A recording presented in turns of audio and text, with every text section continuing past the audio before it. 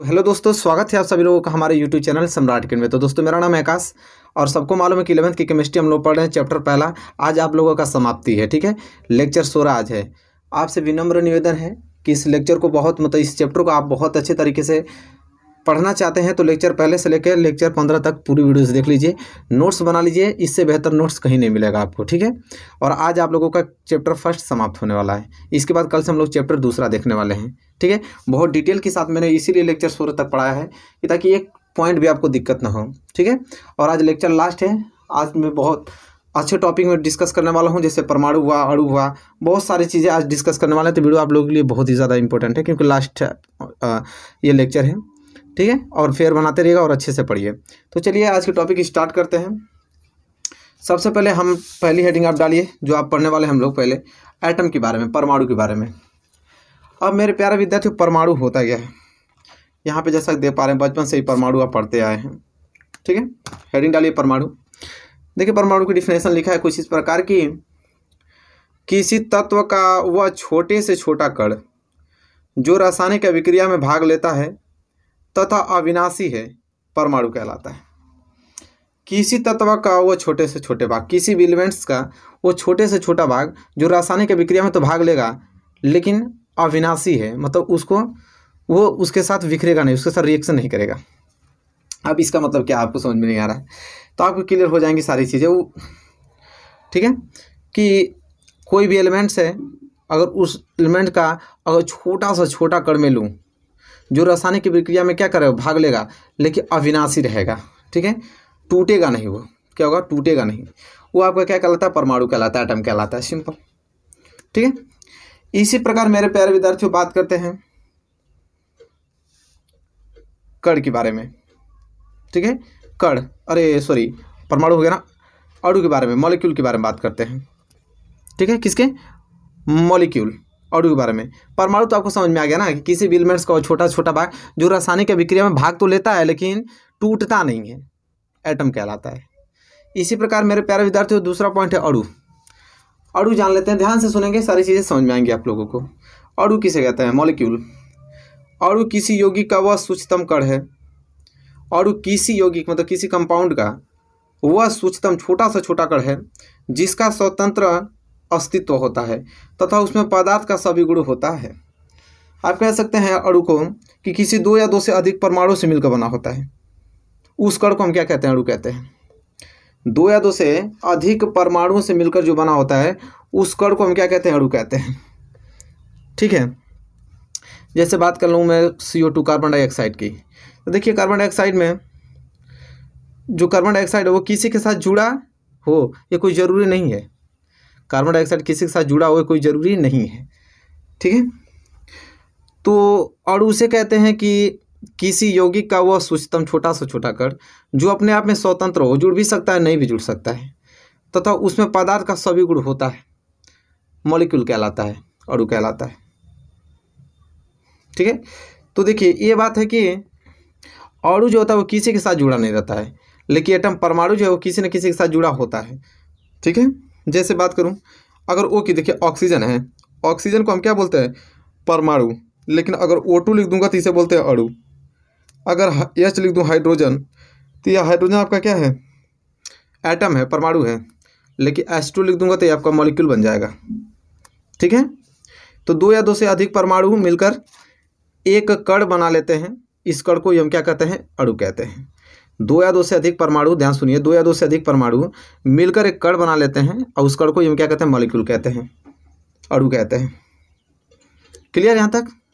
यहाँ तक क्लियर हो जाना चाहिए आप लोगों को, फेयर बनाते रहिए, ठीक है। तो परमाणु भी समझ में आ गया यहाँ पे और अणु भी यहाँ तक क्लियर हो गया।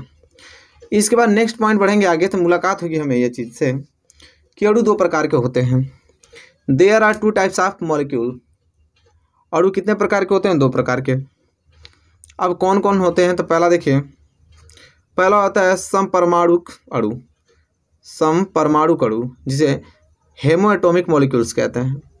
और दूसरा होता है विषम परमाणुक अणु जिसे हेटेरोएटॉमिक मॉलिक्यूल्स कहते हैं। अब समपरमाणुक अणु का मतलब क्या होता है? जिसमें समान परमाणुओं वाला अणु हो, जैसे H2O2 N2P4 एसेट, इसमें क्या है, परमाणुओं का जो परमाणु है वो समान में है, ठीक है। समान परमाणु वाला अणु क्या आते हैं, सम परमाणु अणु कहलाते हैं। वही बात कर लें विषम परमाणु अणु की, हेटेरो एटॉमिक मॉलिक्यूल्स की, तो दो या दो से अधिक, मतलब दो अलग अलग आप कह सकते हैं परमाणु मिलकर मॉलिक्यूल्स बनाते हैं। दो अलग अलग परमाणु मिलकर क्या बनाते हैं, अणु बनाते हैं। जैसे आपका H2O हुआ, CO हुआ, CH4 हुआ, C6H12O6 हुआ, ये सब क्या है, हेटेरो एटॉमिक मॉलिक्यूल्स हैं, क्योंकि ये दो अलग अलग परमाणुओं से मिलकर बने हैं। ठीक है, यहाँ तक क्लियर हुआ आप लोगों को? चलिए, यहाँ तक क्लियर हो गया तो बहुत अच्छा है। इसके बाद हम पढ़ेंगे, यहाँ पे आगे बढ़ेंगे तो कुछ यहाँ पे पूछ लेता है जो कि जानना बहुत ज़रूरी है हम लोगों को।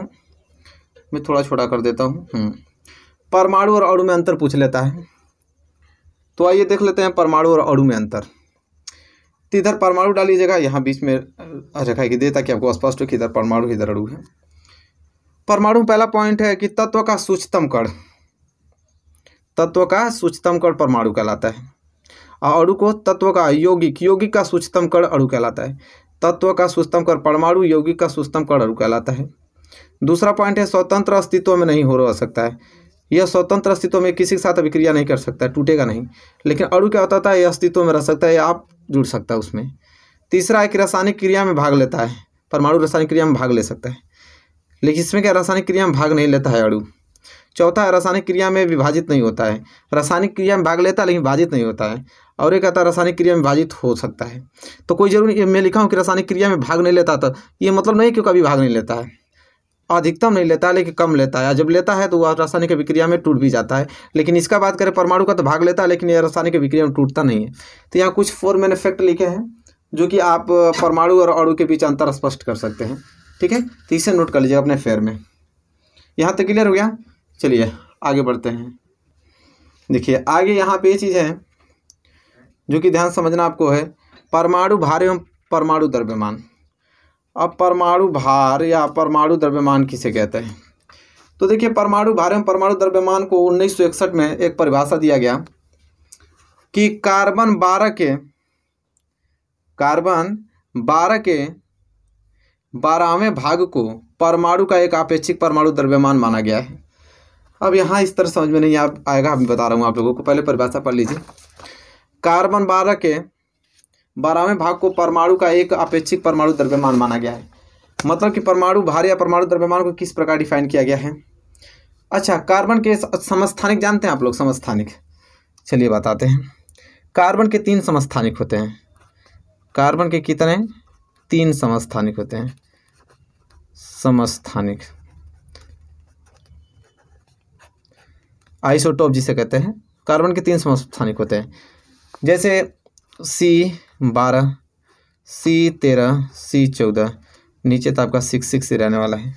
तो ये कार्बन के 3 समस्थानिक यहाँ मालूम चल गया आपको, कार्बन के 3 समस्थानिक। अब ये परिभाषा क्या कर रहा है कि कार्बन के 12वें भाग, ये जो कार्बन आपको दिखाई दे रहा है, कार्बन के 12वें भाग के 12वें हिस्से, और 12 में 12 का भाग देंगे तो एक हिस्सा निकल जाएगा। तो कार्बन के 12वें भाग के 12वें, जैसे कार्बन के 12 के 12वें भाग को परमाणु का एक द्रव्यमान माना गया है। क्या? एक द्रव्यमान माना गया है। तो एक द्रव्यमान का परिभाषा क्या है? कार्बन के 12वें भाग के एक हिस्से को, एक भाग को परमाणु द्रव्यमान माना गया है। इस प्रकार यह परिभाषा डिफाइन किया गया है मेरे प्यारे विद्यार्थियों। तो क्लियर हो जाना चाहिए आपको कि क्या कहना चाह रहा है। ठीक है, तो आपको समझ में आ गया ना? परमाणु भार एवं परमाणु द्रव्यमान की परिभाषा 1961 में इस प्रकार दिया गया कि कार्बन 12 के 12वें भाग को परमाणु का एक अपेक्षिक परमाणु द्रव्यमान माना गया है। ठीक है, क्लियर। इसी प्रकार आता है औसत परमाणु द्रव्यमान। अब औसत, एवरेज क्या होता है, औसत परमाणु द्रव्यमान क्या होता है, उसको देख लेते हैं। तो देखिए लिखा है औसत परमाणु द्रव्यमान में कि किसी तत्व के कई समस्थानिक होते हैं। अभी मैंने समस्थानिक आप लोगों को बताया कि किसी तत्व के कई समस्थानिक होते हैं जिसके प्रकृति में उपलब्धता के आधार पर उनके परमाणुओं का जो औसतन की गणना की जाती है उसे उस तत्व का औसत परमाणु द्रव्यमान कहते हैं। इसका मतलब ये चीज़ होता है, जैसे मैंने आइसोटोप बताया कार्बन के कितने होते हैं? 3, जैसे 12 6, फिर 13 6, फिर मैंने बताया 14 6, ये होते हैं। तो इसमें ये चीज़ होता है, इसमें ये बताया जाता है औसत परमाणु भर में कि कार्बन 12 में कार्बन की मात्रा कितना है, मान लीजिए 90.99% है। कार्बन 13 में अरे इसका कार्बन की संख्या कितनी है, तो 9.98%। इस प्रकार एक एवरेज परसेंटेज इन सभी का रहता है अलग अलग, उसी को हम औसत परमाणु द्रव्यमान कहते हैं। ठीक है, जैसे बात कर लूँ यहाँ पे, अगर यहाँ पे ले लेता हूँ C12 6, C13 6, C14 6। ठीक है, मैं बात करूँ कि इसमें जो परसेंटेज कार्बन का 60% है, इसमें कितना है 35 है, तो आप आराम से कह सकते हैं इसमें 5% होगा। तो कितना परसेंट उपलब्ध है कार्बन में, ठीक है, कितना परसेंट कार्बन उपलब्ध है, उसी को दर्शाने के लिए हम औसत परमाणु द्रव्यमान कहते हैं, उसका निकालते हैं। जैसे यहाँ पे देख पाए, एक बार ध्यान से पढ़ेंगे तो सारी चीज़ें क्लियर हो जाएंगी कि किसी तत्व के कई समस्थानिक होते हैं और जिसके, ठीक है, तो औसत का गणना की जाती है, उसे तत्व का औसत परमाणु द्रव्यमान कहते हैं। आप आसानी से इसको निकाल सकते हैं, यहाँ तक नोट कर लीजिए मेरे प्यारे विद्यार्थियों। चलिए आप कुछ एग्जाम्पल, एक दो एग्जाम्पल करेंगे तो सारी चीज़ें क्लियर हो जाएंगी कि हम लोग एवरेज जो यहाँ पे परमाणु द्रव्यमान निकालते हैं कैसे निकलता है। चलिए देखिए, यहाँ पे प्रश्न आ गया है, आराम से प्रश्न को पढ़ते हैं। देखिए लिखा है कि क्लोरीन के 2 समस्थानिक जिनके परमाणु द्रव्यमान इकाई 34.97 एवं 36.97 है, इन 2 समस्थानिकों की अपेक्षिक उपस्थिति 0.755 एवं 0.245 क्रमशः है। क्लोरीन का औसत परमाणु द्रव्यमान ज्ञात कीजिए। देखिए आ गया ना, बहुत अच्छा प्रश्न। अब आराम से इस चीज़ों को हल करेंगे और सारी चीज़ें आपको क्लियर होती जाएंगी मेरे प्यारे विद्यार्थियों। अब क्लोरीन के 2 समस्थानिक जिनके परमाणु द्रव्यमान दे चुका है क्लोरीन के, ठीक है, तो देखिए देख लेते हैं क्लोरीन के पहला जो दिया है द्रव्यमान कितना दिया है 34.97, ठीक है, और इसका अपेक्षिक उपस्थिति 0.755 दिया है। ठीक है, इसके बाद फिर क्लोरीन का दिया है क्या 36.97 और इसका उपस्थिति दिया है 0.245। यहाँ तक क्लियर। अब हमसे पूछा है क्लोरीन का औसत परमाणु द्रव्यमान, क्या पूछा है, क्लोरीन का औसत परमाणु द्रव्यमान,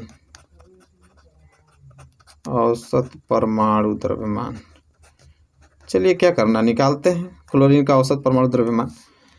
तो देखिए औसत परमाणु द्रव्यमान कैसे निकालता है, किसी भी एवरेज निकालते हैं तो पहले इनकी संख्याओं का आपस में गुणा कर देते हैं कि कितना वैल्यू है, मतलब 34.97 गुणे 0.755 प्लस इसकी मल्टीप्लाई इसमें कर देंगे, पूरी मान निकल जाएगा 36.97 गुणे 0.245 और बटे में कितना टोटल योग है इन दोनों का, इसको बटे में लिखते हैं। इसी प्रकार हम लोग एवरेज निकालते हैं मेरे प्यारे विद्यार्थी, सिंपल होता है। ठीक है, यहाँ लिख दिया, गुणा कर लेते हैं, इन दोनों की मल्टीप्लाई करेंगे तो आएगा आपका 26.40, इन दोनों की मल्टीप्लाई करेंगे आएगा 9.06 और इसे ऐड करेंगे तो कितना आ जाएगा 1 आ जाएगा। अब ऊपर वालों को ऐड कर दीजिए तो आ जाएगा आपका 35.46 AMU, ये यूनिट होता है परमाणु द्रव्यमान निकालने का। तो देखिए आराम से सिंपल इक्वेशन सॉल्व हो गया कि क्लोरीन का औसत परमाणु द्रव्यमान कितना निकल गया 35.46 AMU निकल गया। तो इस प्रकार के क्वेश्चन बनेंगे और आप आसानी से कर पाओगे, कोई दिक्कत नहीं है। बस चीज़ें आप पढ़ते रहेंगे ना रेगुलरली तो सारी चीज़ें क्लियर होती रहेंगी, आप एक भी क्वेश्चन में फंसेंगे नहीं।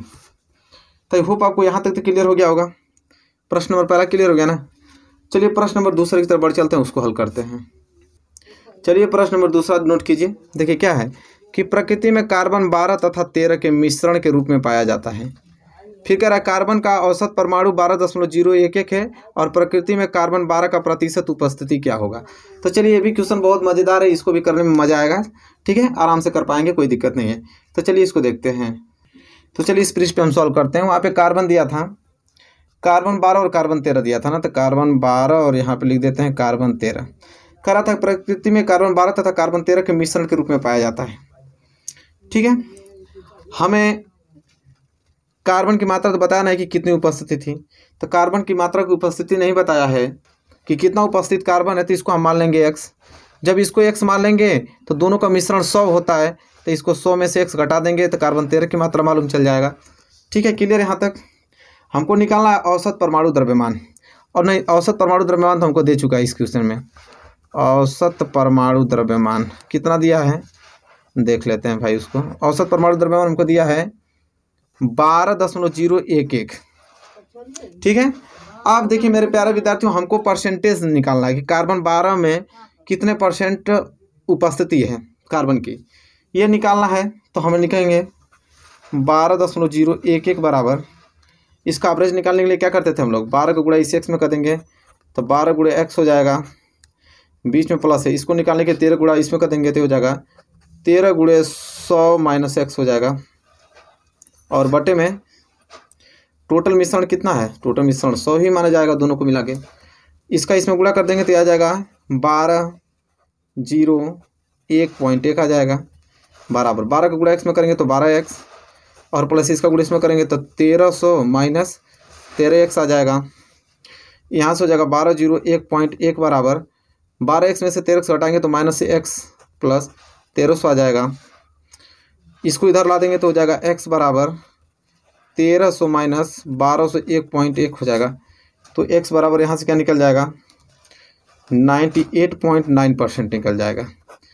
किसकी वैल्यू निकला, x का, और x हम कार्बन 12 माने थे, यही हमको निकालना था। तो कार्बन 12 की परसेंटेज वैल्यू कितना आ जाएगा 98.9%। अगर यही हमको कार्बन 13 का वैल्यू पूछ देता तो 100 में से इस 98.9 को घटा देते हैं तो 1.1% इसकी मात्रा निकल जाता। सिंपल है, कुछ करना ही नहीं है, बस कंसेप्ट क्लियर होने चाहिए और सारी चीज़ें आपको लगती आ जाएंगी और बहुत अच्छे तरीके से आप इसको समझ लोगे। तो क्वेश्चन नंबर दूसरा क्लियर हो गया ना, आई होप आपको क्लियर हो गया होगा। क्वेश्चन नंबर तीसरे की तरफ बढ़ेंगे और उसे सॉल्व करने की कोशिश करेंगे। चलिए देख लीजिए क्वेश्चन नंबर तीसरा। क्वेश्चन नंबर तीसरा है कि ऑक्सीजन का औसत परमाणु द्रव्यमान 16.12 है। ऑक्सीजन 16 के समस्थानिक का प्रतिशत 90 है, तो अन्य उपस्थित समस्थानिक 17 तथा 18 का प्रतिशत ज्ञात कीजिए। चलिए देखते हैं क्या दिया है। ऑक्सीजन 16 का वैल्यू 90 दे चुका है, 90% मैंने लिख लिया। ऑक्सीजन 17 और ऑक्सीजन 18। ऑक्सीजन 17 का कुछ नहीं मालूम तो इसको x मान लेंगे और ऑक्सीजन 18 निकालने के लिए हम क्या करेंगे, इसमें से 10 में से x घटा देंगे। आप कहेंगे क्या, तब ऑक्सीजन 90 ले लिया तो इन दोनों में 10 ही ना विभाजित होगा, क्योंकि टोटल 100% होता है, 90% ऑक्सीजन की हो गया और 10% ऑक्सीजन और ऑक्सीजन 17 और ऑक्सीजन 18 में बांटना है। 90% ऑक्सीजन 16 ले लिया तो ऑक्सीजन 17 को अगर मैं x मानता हूँ तो 10 में से x घटाऊंगा तभी तो ऑक्सीजन 18 मिलेगा। बिल्कुल। अब मेरे प्यारे विद्यार्थियों देखिए, करना हमको ये चीज़ें एवरेज निकालना है। निकालते हैं, क्या करते हैं, एवरेज निकालने क्या है, टोटल वैल्यू हमको दे चुका है परमाणु द्रव्यमान 16.12, तो 16.12 बराबर क्या हो जाएगा, तो 16 को मल्टीप्लाई 90 में कर देंगे तो हो जाएगा 16 गुणे 90 प्लस 17 को गुणा x में कर देंगे तो हो जाएगा 17 गुणे x प्लस 18 को गुणा कर देंगे इसमें तो हो जाएगा 18 गुणे 10 माइनस x और बाटे में टोटल कितना वैल्यू, टोटल 100 होगा। मिश्रण निकालते हैं तो ये हो जाएगा, इसका गुणा इसमें करेंगे तो हो जाएगा 1612 बराबर 16 नमा 144 तो 1440 हो जाएगा और प्लस से हो जाएगा 17x और प्लस 18 में 10 को गुणा करेंगे कितना हो जाएगा 180 और माइनस 18 में 1 से गुणा करेंगे तो 18x। अब हल करेंगे तो 1612 बराबर ये कितना हो जाएगा आपका 1440 और 180 जोड़ देंगे तो कितना हो जाएगा 1620 और माइनस 17x माइनस 18x, ये माइनस x बच जाएगा। इधर माइनस x बराबर क्या हो जाएगा 1620 माइनस 1612 हो जाएगा। तो x बराबर क्या आ गया 8। तो x बराबर 8%। x हम किसको माने थे, तो हमने वो 17 को माना था, तो वो 17 का कितना आ गया 8%। तब वो 17 का 8% आ गया तो वो 18 का निकल जाएगा। 18 का निकालने के लिए क्या करेंगे 10 में से 8% को घटा देंगे तो 2% आ जाएगा। तो आपका क्लियर सब कुछ आ गया, ठीक है। वो 16 का 90% दिया ही था, वो 17 का आ गया आपका 8%, वो 18 का आपका आ गया 2%। बात ख़त्म, यही पूछा था, यही आपने लिया दिया। तो कुछ है नहीं, बस आराम से पढ़े रहेंगे ना तो सारी चीज़ें आप क्लियर कर पाओगे, ठीक है। तो आई होप हमको लगता है क्वेश्चन में तीसरा भी क्लियर हो गया होगा। चलिए इसके बाद के टॉपिक पढ़ते हैं। यहाँ तो एग्जाम्पल के माध्यम से 2-3 क्वेश्चन से आपको एवरेज परमाणु द्रव्यमान निकालना समझ में आ गया, ठीक है। चलिए आगे की चीज़ें पढ़ते हैं। चलिए देखिए आगे हेडिंग है, नेक्स्ट हेडिंग है कि ग्राम परमाणु तथा ग्राम परमाणु द्रव्यमान किसे कहते हैं। देखिए ये बहुत अच्छी बातें हैं कि ग्राम परमाणु अथवा ग्राम परमाणु द्रव्यमान किसे कहते हैं। तो बहुत सिंपल वे में परिभाषा इसका आपको समझ में आना चाहिए कि ग्राम परमाणु क्या होता है और ग्राम परमाणु द्रव्यमान क्या होता है। तो देखिए लिखा हुआ है यहाँ पे कि किसी तत्व का ग्राम परमाणु द्रव्यमान, किसी तत्व का ग्राम परमाणु द्रव्यमान उसका ग्रामों में दर्शाया गया वह द्रव्यमान है जो संख्यात्मक रूप से परमाणु द्रव्यमान के बराबर है। अभी आपको समझ में नहीं आएगा कि परिभाषा क्या कह रहा है, ठीक है। उसे ग्राम परमाणु भी कहते हैं। अभी कुछ क्लियर नहीं होगा, देखिए आप परिभाषा उतार दीजिए, एक ही बात बोलूँगा वहीं समय क्लियर हो जाएगा। आप यहाँ तक लिख लीजिए कि ग्राम परमाणु किसे कहते हैं या ग्राम परमाणु द्रव्यमान किसे कहते हैं। आप ये पहले फेयर बनाने के लिए नोट लिख लीजिए और यहाँ पे एक ही चीज़ बताऊँगा, क्लियर हो जाएगा। जैसे हाइड्रोजन का परमाणु द्रव्यमान कितना होता है 1.088 MU होता है और 1 ग्राम परमाणु हाइड्रोजन कितना 1.008 ग्राम। देखिए अगर आपसे कोई पूछे कि हाइड्रोजन का परमाणु द्रव्यमान, तो अगर परमाणु द्रव्यमान पूछे, परमाणु द्रव्यमान, ठीक है, तो आप क्या कहेंगे परमाणु द्रव्यमान को 1.008 AMU, तो ये आपका क्या लगा परमाणु द्रव्यमान। लेकिन अगर इसी को आप 1.008 MU की जगह ग्राम लिख देते हैं तो आपका 1 ग्राम परमाणु कहलाने लगेगा। मतलब कि दोनों चीज़ सेम ही होता है, बस इसकी यूनिट चेंज कर देते हैं तो उसका वैल्यू चेंज हो जाता है। मतलब कि अगर यूनिट AMU लगा दूंगा तो ये ग्राम परमाणु कहलाएगा, अगर ग्राम लिख दूंगा तो वही चीज़ आपका ग्राम परमाणु द्रव्यमान कहलाने लगेगा। तो दोनों चीज़ सेम ही, बस यूनिट चेंज की जाती है, ठीक है। तो आपको क्लियर हो जाएगा कि ग्राम परमाणु तथा ग्राम परमाणु द्रव्यमान किसे कहते हैं। दोनों चीज़ सेम है, बस यूनिट चेंज किया जाता है, ठीक है। उसी प्रकार देखिए यहाँ पे लिखा एग्जाम्पल एक और, जैसे ऑक्सीजन का परमाणु द्रव्यमान क्या था 16 AMU, लेकिन ग्राम परमाणु द्रव्यमान पूछ ले कि ग्राम परमाणु द्रव्यमान, तो हमें यूनिट AMU हटा के ग्राम लिखना पड़ेगा, बस सिंपल, चेंज हो गया, आपका कुछ करना ही नहीं है। तो ये टॉपिक था। जैसे ऑक्सीजन 16, अगर मैं 16 MU लिख दूंगा तो ये आपका एटॉमिक मास कहलाएगा, एटॉमिक मास। लेकिन 16 ग्राम को 16 अगर ग्राम में लिख दूं MU की जगह तो आपका ग्राम एटॉमिक मास कहलाने लगेगा, मतलब ग्राम परमाणु द्रव्यमान कहना लगेगा, ठीक है। तो सिंपल है, बस यूनिट चेंज करेंगे तो उसकी मतलब बोलने का तरीका चेंज हो जाएगा।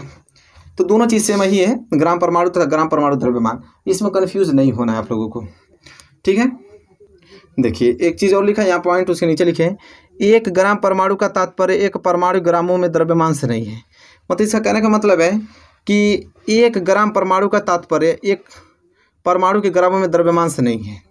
जैसे यहाँ लिखा है ऑक्सीजन के 1 परमाणु द्रव्यमान इतना ग्राम है, ठीक है। मतलब कहने का मतलब एक चीज़ है, ये कहना चाहता है कि 1 ग्राम परमाणु का तात्पर्य 1 परमाणु ग्रामों के द्रव्यमान से नहीं होता है।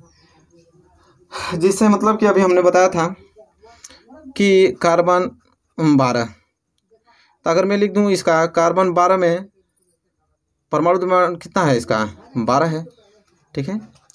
एटॉमिक मास इसका 6 है।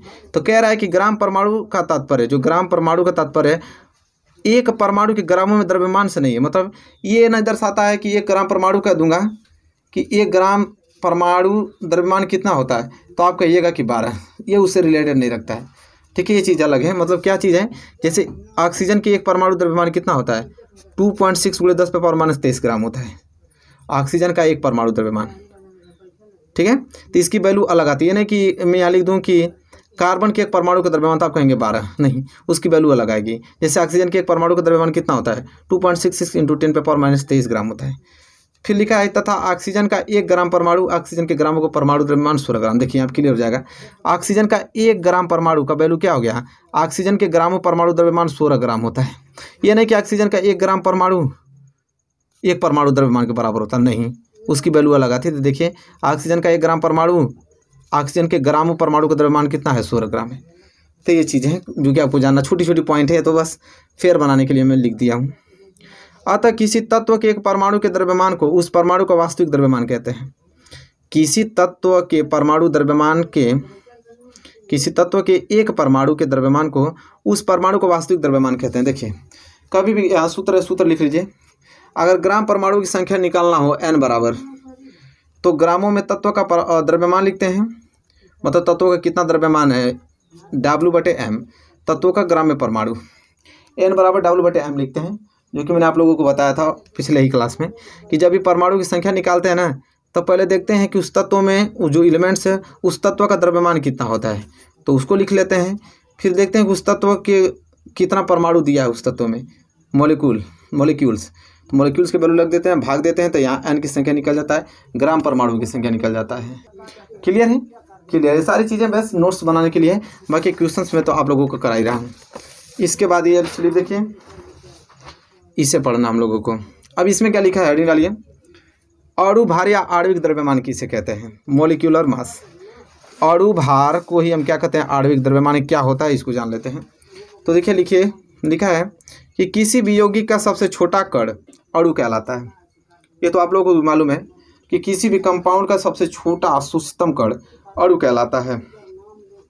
किसी यौगिक का एक अणु, वही चीज़ जो परिभाषा आगे लिखवाया था, किसी यौगिक का एक अणु कार्बन 12 के 1/12वें भाग से जितने गुना भारी होता है उसे उस यौगिक का अणु भार कहते हैं। जैसे परमाणु में था, परमाणु की परिभाषा सेम वही पैटर्न है, कार्बन के 12 के 1/12वें भाग से जितना गुना भारी होता है उसे उस यौगिक के क्या कहते हैं? अणु भार कहते हैं। सिंपल वही परिभाषा बस दर्शाया है। यौगिक का अणु भार निकालने का सूत्र क्या होता है कि यौगिक की एक अणु का भार, मतलब कि एक मॉलिक्यूल का भार लिख लीजिए, बटे में कार्बन 12 के 1/12वें भाग का भार जितना होगा उसका भाग दे देंगे, तो यहाँ पे आपका यौगिक का अणु भार निकल जाएगा। तो ये फेर बनाने के लिए मैं लिखा हूँ, कुछ पॉइंट्स आप लोग लिख लीजिएगा, इसमें ज़्यादा कुछ समझने की जरूरत नहीं है। लिखा है कि परमाणु भार ही, क्या लिखा है? परमाणु भार की ही तरह चूंकि अणु भार भी एक अनुपात है। जैसे परमाणु भार होता है उसी तरह हम लोग अणु भार भी निकालते हैं, इसलिए इसकी नहीं होती है, किंतु इसे mu में व्यक्त किया जाता है, इसलिए इसकी नहीं होती है। ये चीज़ नहीं, इसको कटअप कर दीजिएगा। इसलिए किंतु इसे mu में व्यक्त किया जाता है। मतलब देखिए, सबका यूनिट अलग अलग होता है, ठीक है। परमाणु भार की यूनिट, देखिए परमाणु भार की जो यूनिट लगाते हैं ना, वही अणु भार की भी यूनिट लगाते हैं, क्या? mu, ठीक है। तो इसे mu में व्यक्त करते हैं, बस सिंपल है। जब आप m की वैल्यू निकालेंगे ना, तो ये m की वैल्यू जो आएगा उसको किस में लिखिएगा? mu में लिखिएगा, बस। तो कुछ पॉइंट है जो कि आपको नोट करना था और कुछ नहीं है इसमें, समझने की बात ही नहीं, बस न्यूमेरिकल्स था जो आपको समझना था। ये फेर बनाने के लिए मैं कुछ लिखा हूँ पॉइंट। जैसे ग्राम आणविक द्रव्यमान या ग्राम अणु किसे कहते हैं? Gram molecular mass of gram molecules किसे कहते हैं? तो ये भी पॉइंट लिखा है, इसको भी नोट कर लीजिए। मैं पढ़ देता हूँ एक बार कि ग्रामों में प्रदर्शित वह द्रव्यमान संख्यात्मक रूप से आणविक द्रव्यमान के बराबर हो, ग्राम आणविक द्रव्यमान कहलाता है। ग्राम आणविक द्रव्यमान किसे कहते हैं? कि ग्रामों में प्रदर्शित वह द्रव्यमान संख्यात्मक रूप से आणविक द्रव्यमान के बराबर होना चाहिए, वो आपका आणविक द्रव्यमान कहलाता है। उसे ग्राम अणु भी कहते हैं। जैसे यहाँ पे अगर बात करूँ कि कार्बन डाइऑक्साइड का अगर मैं आणविक द्रव्यमान निकालूँ तो ये हो जाएगा 44 mu, लेकिन कार्बन डाइऑक्साइड का ग्राम, देखिए ग्राम आ गया, ग्राम आणविक द्रव्यमान निकलना है तो 44 आएगा, बस ग्राम जोड़ना पड़ेगा। जैसे मैं बताया था, ग्राम लगा देंगे तो आपका ग्राम आणविक द्रव्यमान कहलाएगा, mu लगा देंगे तो आपका आणविक द्रव्यमान कहलाएगा, बस और कुछ नहीं है। तो ये पॉइंट था। और आज के लेक्चर में आप लोगों का पहला चैप्टर संपूर्ण रूप से क्लियर हो गया। 16 लेक्चर मैंने टोटल लिया हूँ केमिस्ट्री के पहले चैप्टर से, the basic concept of chemistry के, और ये चैप्टर पूर्ण रूप से यहाँ पे कंप्लीट होता हुआ। आशा करता हूँ कि सारे लेक्चर आपको अच्छे लगे होंगे, आप फेयर भी बनाए होंगे। कल से हम लोग चैप्टर दूसरा पढ़ने वाले हैं और उससे अच्छे तरीके से भी पढ़िएगा, एक्सप्लेन करके मैं पढ़ाऊँगा सारी चीज़ें कि बाद में कोई दिक्कत ना हो 12th में। तो चलिए मिलेंगे आपसे नेक्स्ट वीडियो में, तब तक के लिए धन्यवाद।